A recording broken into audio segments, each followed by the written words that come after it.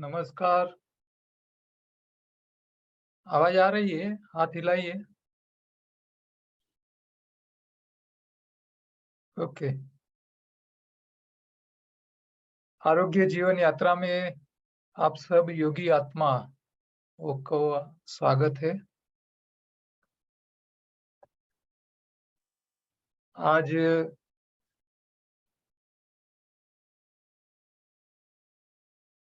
हफ्ते में 2 बार हम ज़ूम पे मिलते हैं। क्वेश्चन तो ज़्यादा नहीं आते हैं, आप लोगों की ओर से प्रश्न ज़्यादा पूछे नहीं जाते हैं, लेकिन हम हर रोज़ कुछ नई बातें करते रहते हैं।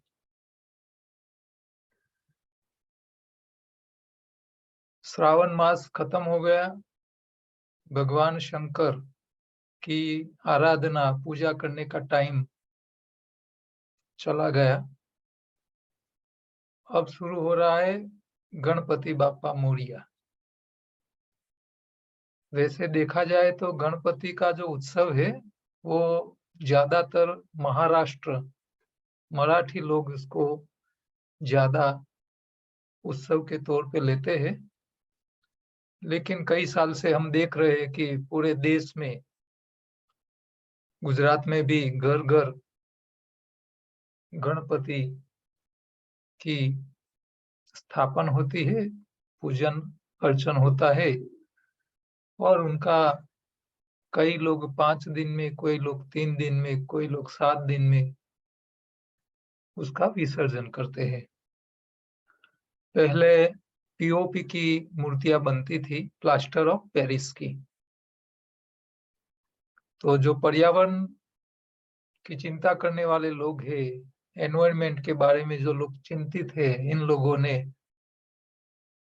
मीडिया में, न्यूज़पेपर में, टीवी में चर्चा कर के लोगों के दिमाग में ठसाया कि आप पीओपी, प्लास्टर ऑफ पेरिस जो ज़हर है एक प्रकार का, क्योंकि वो मूर्ति आप जब तालाब में या नदी-नाले में डालते हैं, तो वो तालाब में रहने वाले जो जीव-जंतु हैं, मछली से लेके, कछुओं से लेके छोटे-छोटे जीव, वो सब के जीवन पर जोखिम हो जाता है।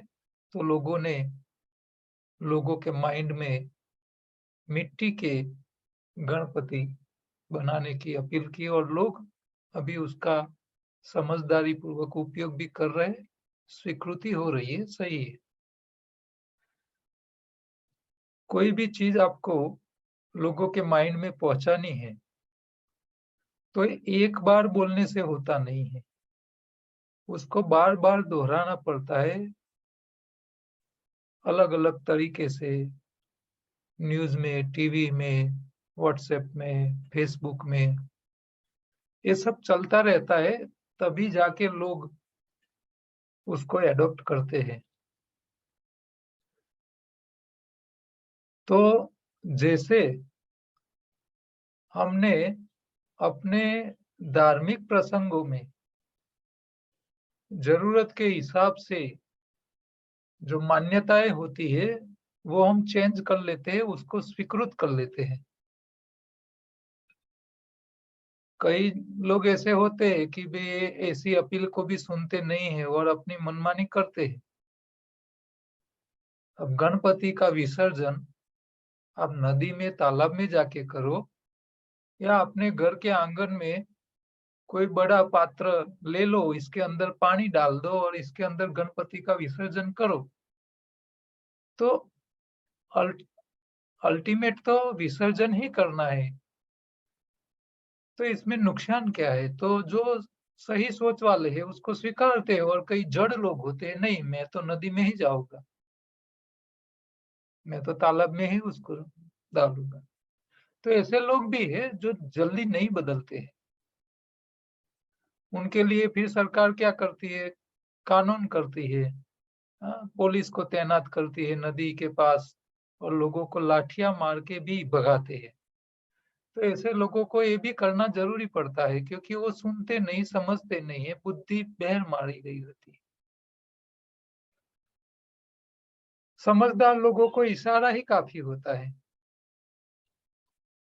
तो हमको ऐसे जड़ नहीं बनना है कि पूरी दुनिया, पूरा देश, पूरी सरकार उसको जो बोलती है कि भी ये मत करो, ये मत करो, ये मत करो, फिर भी हम जड़ की तरह वो करने लगते हैं, तो ऐसे लोगों को तो भगवान भी नहीं बचा सकता।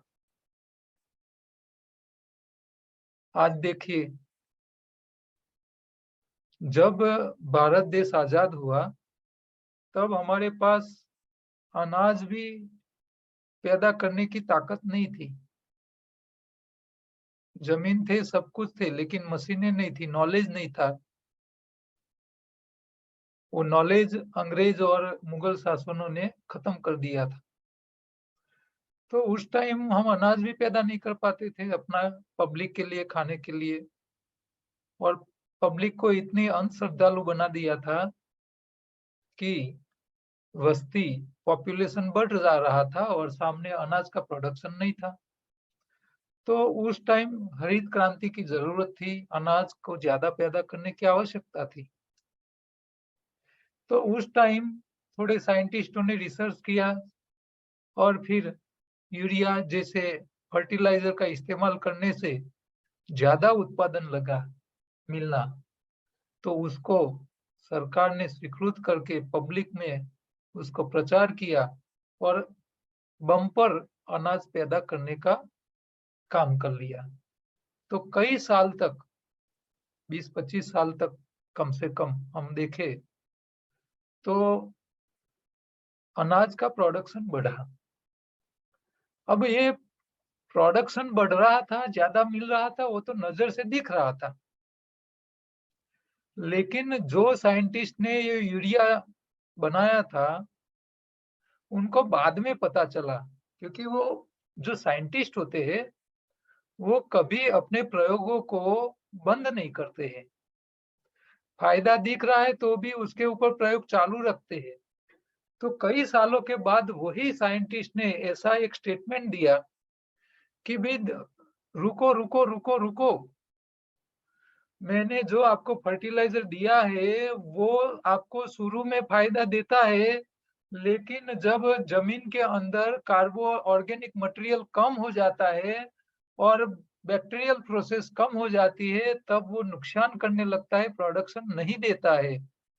लेकिन वो सत्य बताए तब तक तो पूरी दुनिया में इतने फर्टिलाइजर की फैक्ट्रियां लग चुकी थी कि उसको बंद नहीं कर सकते थे। और आज भी सारे खेडूत के दिमाग में ऐसा ही है कि भाई यूरिया डीएपी नहीं डालेंगे तो खेत में पैदा नहीं होगा। क्यों?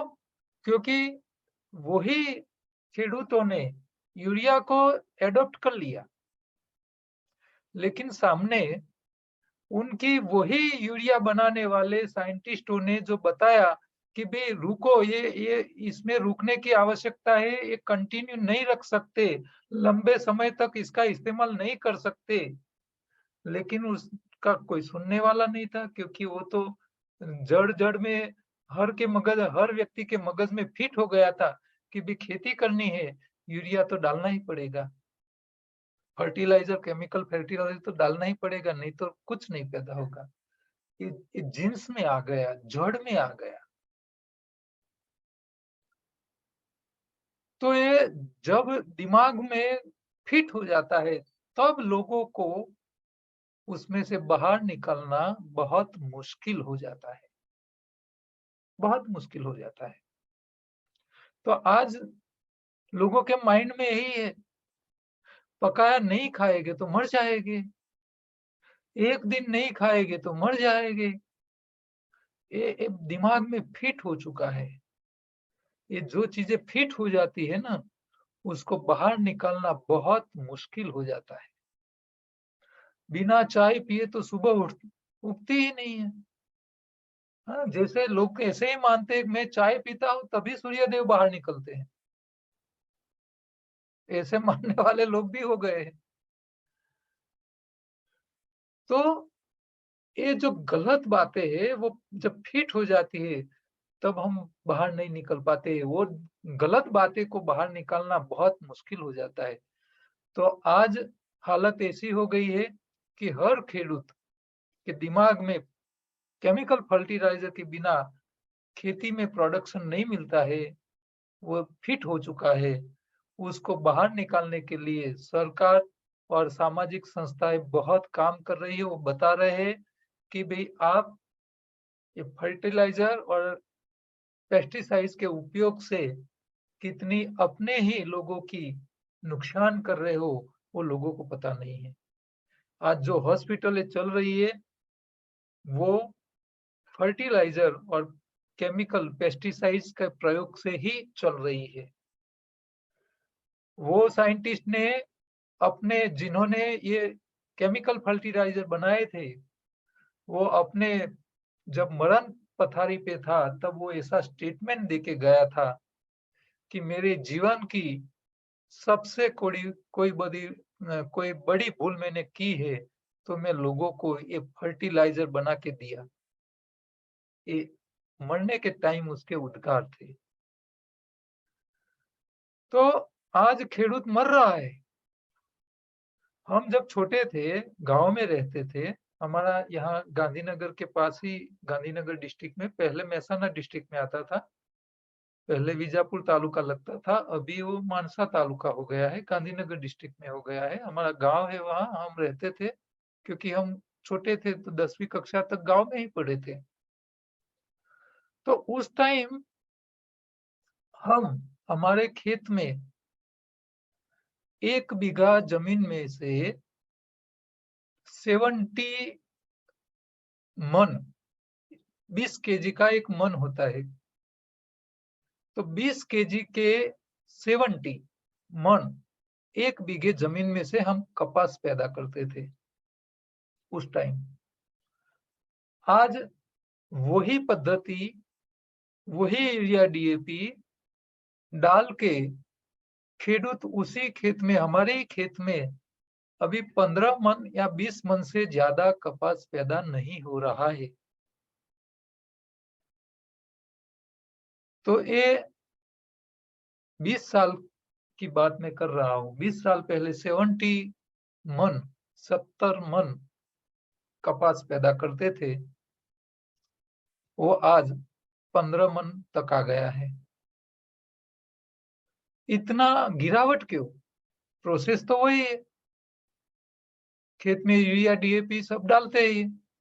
लेकिन उस टाइम इसीलिए पैदा होता था कि खेतों में केचुए थे, जब बारिश गिरती थी तो हम जाते थे तो ज़मीन में से केचुओ जिसको हम अरसिया बोलते हैं गुजरात में, वर्म्स बोलते हैं, अर्थवर्म अंग्रेजी में, वो पुष्कळ थे।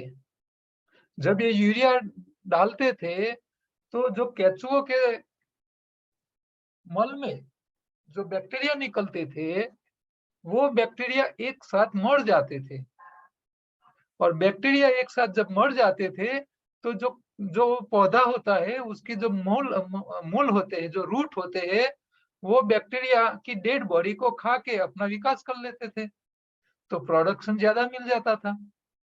लेकिन ये यूरिया और रासायनिक खाद डालते-डालते क्या हुआ, केचुए मरते गए, केचुओं की संख्या कम होती गई, बैक्टीरिया कम होते गए। अब मरने वाला ही नहीं है कोई, अब कोई मरने वाला ही नहीं है तो किसकी डेड बॉडी खाएगा मूल? तो अब प्रोडक्शन कम होने लगा है।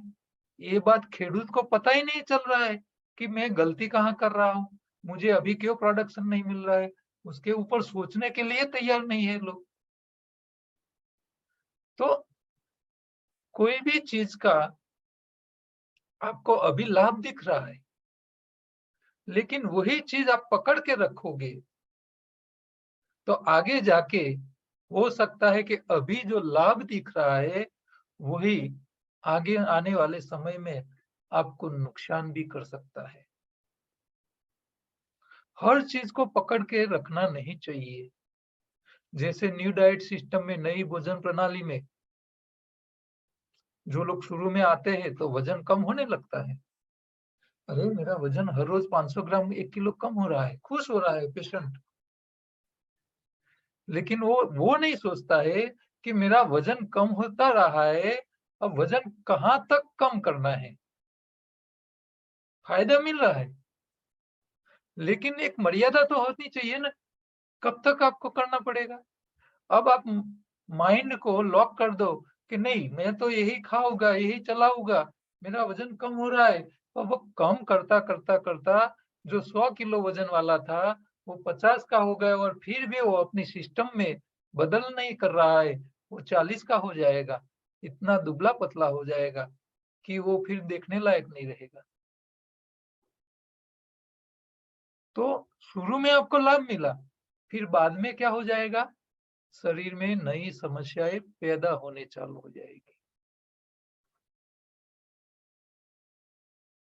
तो आपका बच्चा मान लो हर रोज 8-10 घंटा मेहनत करके अच्छा मार्क ले आता है।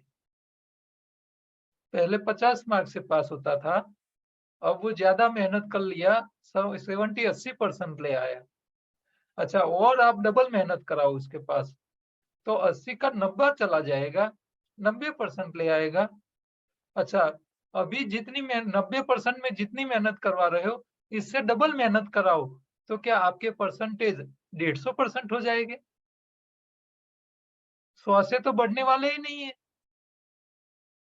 तो ये डबल टाइम देके बच्चे का खेलने का टाइम निकाल देते हैं आप, वो भी उसका निकाल देते हो। बच्चे को पूरी दिन उसके माथे पे बैठ के आप कितनी भी मज़दूरी कराओ, 24 घंटा उसको सोने भी नहीं दो।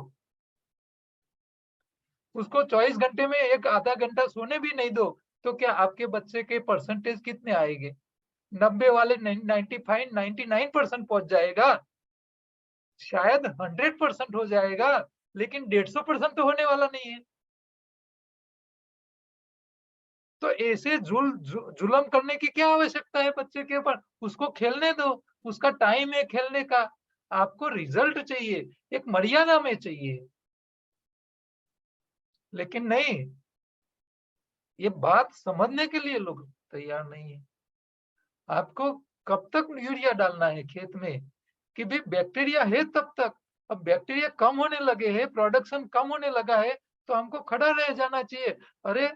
पहले 5 साल पहले इतना मिल रहा था, अभी वही मैं खाद डाल रहा हूँ, वही रासायनिक खाद डाल रहा हूँ, अभी प्रोडक्शन कम हो रहा है, तो कहाँ गलती हो रही है मेरी? उसके पीछे लग जाना चाहिए। जो लोग बच्चे के बारे में भी ऐसा करते हैं, बच्चे को खेलने नहीं देते हैं और उसको उसके माथे पे बैठ के उसको अभ्यास, पढ़ाई, पढ़ाई, पढ़ाई करते हैं, ऐसे मैंने कई बच्चे देखे हैं, वो 10वीं 12 कक्षा में आते-आते डिप्रेशन के भोग बन जाते हैं, फिर वो पागल हो जाते हैं। ऐसे मैंने कई देखे हैं बच्चे, जो अभी 50-50 साल के हो गए हैं, उसको पागल की तरह उसको सँभालना पड़ता है वही माँ-बाप को, जिन्होंने अपने बच्चे को ज़्यादा मार्क्स लाने के लिए उसके माथे पे बैठ के उसको मेहनत करवाई थी। ऐसे लोग भी मैंने देखे। रबर को इतना मत खींचो कि वह टूट जाए, उसकी मर्यादा से ज़्यादा टूट जाए। आवश्यकता से ज़्यादा कुछ नहीं करना चाहिए। हाँ? वो चाहे पढ़ाई हो, चाहे खेती हो, चाहे खाना है, कुछ भी हो, हर चीज़ में एक मर्यादा होती है। मर्यादा को क्रॉस करोगे तो मरोगे। मोबाइल का उपयोग क्या है? आपको दूसरे लोगों के साथ कॉन्टैक्ट में रहने का। लेकिन पूरा दिन मोबाइल पे बैठ रहोगे तो क्या होगा? हाँ? आज वही हालत है। हाँ, आज नए ज़माने में बच्चों को इतना व्यसन हो चुका है मोबाइल का कि वो खाने में ध्यान नहीं रखते, पढ़ाई में ध्यान रखते, गलत-गलत बातें सीख रहे हैं। ये जो व्हाट्सएप वाले, फेसबुक वाले वो खुद ऐसा बोलते हैं। हाँ, एप्पल वाला भी बोल के गया कि मैं मेरे बच्चे को मोबाइल इस्तेमाल करने नहीं देता हूँ। जिन्होंने मोबाइल बना के दिया है, वही खुद अपने बच्चों को मोबाइल इस्तेमाल करने के नहीं देते हैं और देते हैं तो अपनी हाज़िरी में और पर्टिकुलर टाइम के लिए कि भई 1 घंटे के लिए इस्तेमाल करे, सही है। लेकिन ज़्यादा इस्तेमाल करेगा तो बच्चा नहीं खेल पाएगा, नहीं सही खाना खा पाएगा, नहीं सही अभ्यास कर पाएगा। आपको भी जो सिखाना है वो आप नहीं सिखा क्योंकि माँ-बाप खुद मोबाइल में पड़े हुए हैं।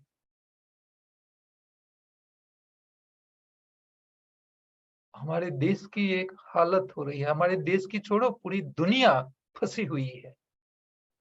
हाँ, लोग एंटीबायोटिक चने ममरे की तरह खा रहे हैं। अरे! क्या कर रहे हो आप? एंटीबायोटिक कब लेनी चाहिए? जब आपको लगे कि मेरे हाथ में मैंने जो घरगथ्थू जो इलाज करने थे, वो कुछ काम नहीं कर रहे, तभी आपको एंटीबायोटिक पे जाना चाहिए। लेकिन हम तो पहले इनिशियल स्टेज में जो एक्शन लेने चाहिए कि भई लंघनम परम औषधि आयुर्वेद ने बताई चीज़ है, तो इनिशियल स्टेज में जब आपका गला पकड़ा है, आपको जीर्ण बुखार आ रहा है और इनिशियल इनिशियल स्टेज में आपको जब सिम्पटम्स आते हैं बॉडी के ऊपर, तो उस टाइम आपको पता चल जाना चाहिए कि शरीर में कचरा बढ़ रहा है, चलो 1 दिन खाना कम कर लेता हूँ या बंद कर लेता हूँ। वो कर लेना चाहिए लेकिन आप करते नहीं हो, खाना चालू रखते हो, फिर शरीर में गड़बड़ी और बढ़ रही है, वायरस बढ़ रहे, फिर ऐसी हालत आ जाती है कि आप श्वास लेने पात्र नहीं हो जाते हो।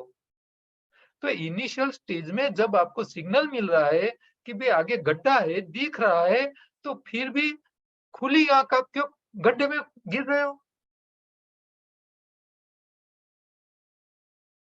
चेतो, रुक जाओ, शरीर में गड़बड़ी दिख रही है, खाना 1 दिन छोड़ दो, तो ये एंटीबायोटिक दवाई लेने की नौबत ही नहीं आएगी। लेकिन नहीं, सीखना तो है ही नहीं। हाँ, हाँ, भूखा रहे मेरा बाप, मैं क्यों भूखा रहूँ? ये हालत हो गई है। और डॉक्टर लोग तो बोलते ही है, "अरे भूखा नहीं रहना।" क्यों? क्योंकि उसको तो धंधा चलाना है। उपवास जैसा कोई चैप्टर उसको पढ़ाया नहीं जाता उनके शिक्षण में, उसकी पढ़ाई में। तो अब भले उनको डॉक्टर को पढ़ाया नहीं जाता, लेकिन हमको तो पता है, गाय-भैंस भी जब बीमार पड़ती है तो खाना छोड़ देती है। ये अभर्ण प्राणी भी ये कुदरत के नियम का पालन करते हैं और हम पढ़े लिखे दूसरे के पढ़ाए पढ़ते हैं, चलते हैं। आपको खुद अपना ख्याल रखना है। जब तक आप खुद अपना ख्याल रखना नहीं सीख पाओगे, तब तक नहीं एलोपैथी डॉक्टर आपको बचा पाएगा, नहीं आयुर्वेद बचा पाएगा, नहीं हमारे जैसे नेचुरोपैथ बचा पाएँगे। हाँ, कई पेशेंट हमको कंसल्ट करते हैं, समझ के जाते हैं घर पे कि भई ये ध्यान रखना है, खाने-पीने में कंट्रोल करना है, लेकिन पेशेंट रेडी हो जाता है कि मैं मेरी बीमारी से बाहर निकालने के लिए सब कुछ करने के तैयार हूँ। लेकिन जिन लोगों ने हमारी बातें नहीं सुनी है, हमारे पास नहीं आए हैं घर के दूसरे मेंबर, इसमें खास करके जो बहनें होती है वो, क्योंकि वो घर काम में लगी रहती है, यहाँ समझने के लिए भी साथ पेशेंट के साथ आते नहीं है। घर वाला बेचारा आया अकेला आता है, बहन घर पे जब वो पेशेंट सारी बातें समझ के घर जाता है, तो घर वाली को तो पता ही नहीं है, खाना क्या देना है, कब देना है, कैसे देना है, ये सब पता ही नहीं है। अरे! बेटा खा ले थोड़ा, बेटा खा ले। ये खिला-खिला करके बच्चे को आधी सिस्टम करवाते हैं, आधी नहीं करवाते हैं। हाँ, और फिर मम्मी ही फ़ोन करती है, भाई साहब बेटे को बहुत अशक्ति लग रही है, थोड़ा एक पकाया हुआ खिला दो। अब उसको खिलाना ही है लेकिन परमिशन हमारे पास से माँग रही है।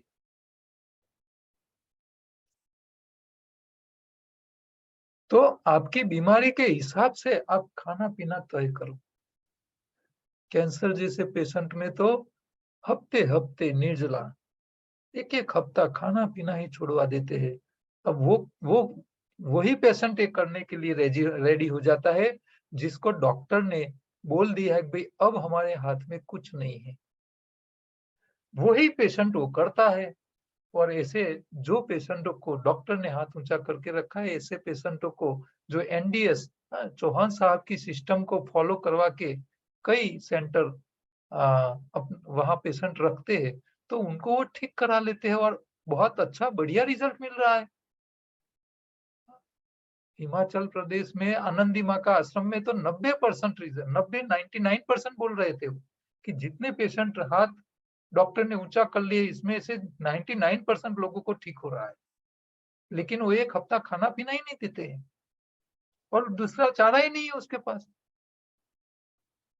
तो आपकी बीमारी के हालत के हिसाब से आपको खुद को देखना है, कितना खाना, कब तक नहीं खाना है, और मन मक्कम करो।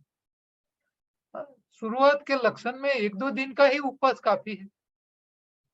अब वो नहीं कर पाते हैं तो फिर शरीर में कचरा और बढ़ने लगता है, फिर समस्याएं बढ़ती जाती है, फिर आपको हॉस्पिटल में जाना पड़ता है, खाटला भी लगाना पड़ता है और बाटला भी लगाना पड़ता है।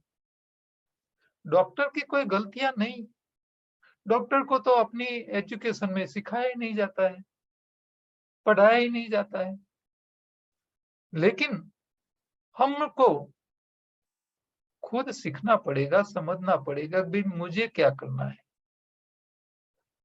तो हर बात को अपने हिसाब से ध्यान में रखो, समझो, सीखो, थोड़ा प्रयोग करो। एक-एक दिन का निर्जला नहीं करने वाले लोगों को तो मैं बोलता हूँ कि वो लोग बीमार पड़ेंगे ना, अब बीमार नहीं है तब जो निर्जला नहीं कर पाते हैं, तो बीमारी में तो क्या कर पाएँगे? वो कर ही नहीं पाएँगे। ऐसे लोगों को तो फिर मरने के लिए जाना ही है हॉस्पिटल। वो एंटीबायोटिक डालेंगे, सब कुछ करेंगे अपने शरीर में, आंतों में जो बैक्टीरिया, अच्छे गट बैक्टीरिया होते हैं, सब खत्म हो जाएगा, फिर विटामिन्स की कमियाँ चालू हो जाएगी, फिर विटामिन्स के इंजेक्शन लेने पड़ेंगे। ये सब चलता ही रहेगा। तो ये सब नहीं होना चाहिए। तो मैं आप सबको रिक्वेस्ट करता हूँ, 2 हाथ जोड़ता हूँ कि भई आप लोग चबा-चबा के खाने की आदत डाल दिए, कम से कम घर के सारे मेंबर्स को साथ में बैठ के खिलाइए और हर व्यक्ति को बोलो कि भई तुमको जिंदा रहना है, बीमारी नहीं आनी देनी है, तो पहला काम तो ये तो सीखो कम से कम कि चबा के खाने का तो सीखो। मैं आप लोगों को हाथ जोड़ता हूँ कि कम से कम ये काम आपके मेंबर्स को सिखा लीजिए, फैमिली मेंबर्स को। वो जीवन भर कम से कम बीमार पड़ने के चांसेस बहुत कम हो जाएंगे। लेकिन ये भी करना नहीं है। दुनिया के सारे काम कर लेना है, पैसे वाले हो जाना है, बड़ा बंगला बना देना है, बड़ी गाड़ी लाना है, बड़ी अच्छी-अच्छी नौकरी-धंधा कर लेना है, लेकिन चबा के खाने का काम नहीं करना है। अरे क्यों कर रहे हो फिर ये सारी झंझटबाजी? अब जब शरीर ही ठीक नहीं रहेगा, ये राकेश झुनझुनवाला 40,000 करोड़ रुपए की संपत्ति रख के मर गया। बस पैसे के लिए ही जी रहा था। अब इतना पैसा इकट्ठा करके पैसे का इस्तेमाल करके जीवन में आनंद लेने के लिए जिंदा नहीं रह पाया। अब क्या मतलब उसका? कोई मतलब नहीं है। आपके पास करोड़ों रुपया है लेकिन आप अच्छी जिंदगी नहीं जी पाते हो, आपके शरीर में आनंद नहीं है, शरीर निरोगी नहीं है, तो कोई मतलब नहीं।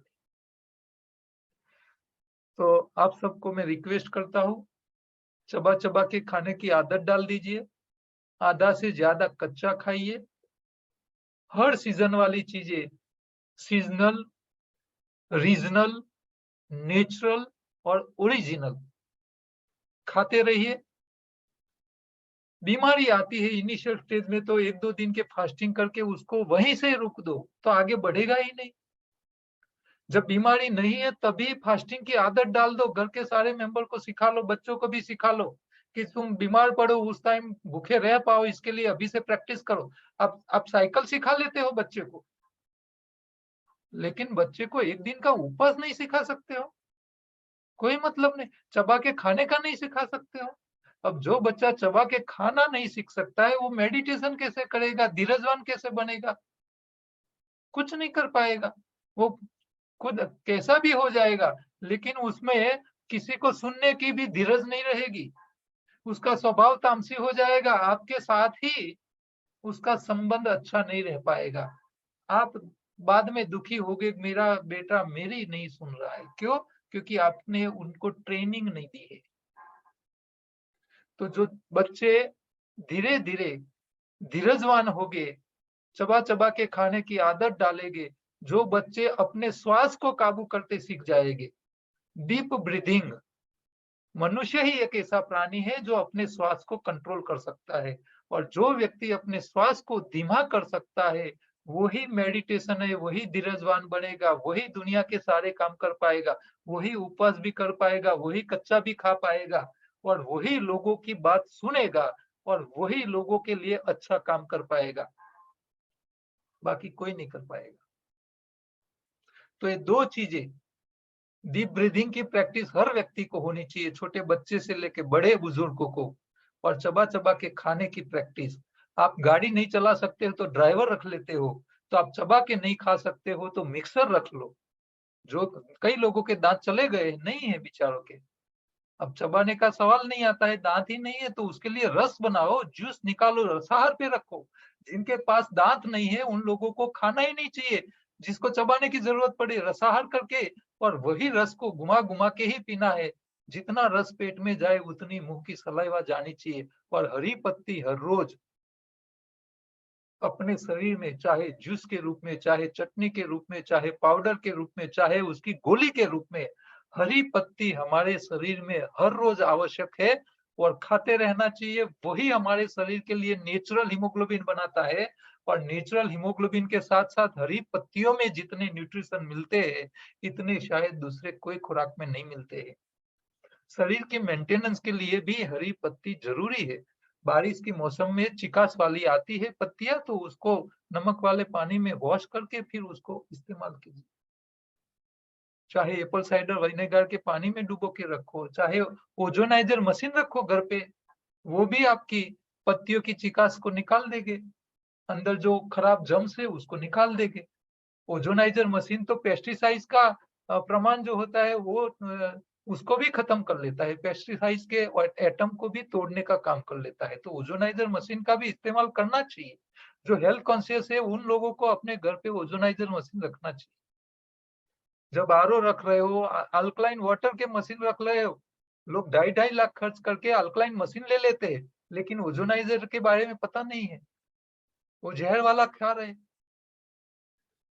तो जहां जहां आपको फायदा मिल रहा है और कुदरत के नियम के अमल करके जो फायदा मिल जाएगा, वो दूसरे आर्टिफिशियल का प्रयोग करने की आवश्यकता नहीं।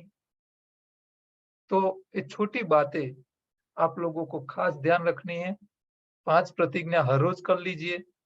सुबह सुबह में योगा नहीं करता हूँ तो उपवास करूंगा। 3 टाइम खाने का अधिकार ही नहीं है। जो लोग एक्सरसाइज जिम करते हैं, मेहनत करते हैं, वही 3 बार खाए, बाकी एक टाइम खाना छोड़ दो। दूसरी प्रतिज्ञा, योगाहारी बनूंगा, चबा चबा के ही खाऊंगा। चबा के खाने का टाइम नहीं है तो मत खाइए, जब टाइम मिले तभी खाइए, लेकिन ऐसा मत खाइए आपकी आंतों को दिक्कत आ जाए, कॉन्स्टिपेशन बढ़ जाए। कॉन्स्टिपेशन तो सारी बीमारी की जड़ है। तो चबा के खाना, आधा से ज्यादा कच्चा खाना, हरी पत्ती हर रोज खाना, ये सारे नियम कर लो, और बीमारी में डेयरी प्रोडक्ट छोड़ दो, उपवास करने की आदत डालो। और लास्ट में, अपना वजन बढ़ा के धरती माता पे पैर नहीं रखूंगा, वो भी एक प्रतिज्ञा करो। हाँ, गणपति जैसे बन के घूमने का कोई मतलब नहीं। और लास्ट में, व्यसन करके और बीमार रह के मेरे देश और मेरी फैमिली पे बोझ रूप नहीं बनूंगा। हाँ, बस इतनी प्रतिज्ञाएं याद रखिए, आपका सबकॉन्शियस माइंड आपको बीमार ही नहीं पड़ने देगा। तो अभी टाइम हमारा खत्म होने आया है, सवाल जवाब का भी टाइम नहीं है। जिन लोगों को टाइम कुछ पूछने की जरूरत है तो व्हाट्सएप कर लेना है।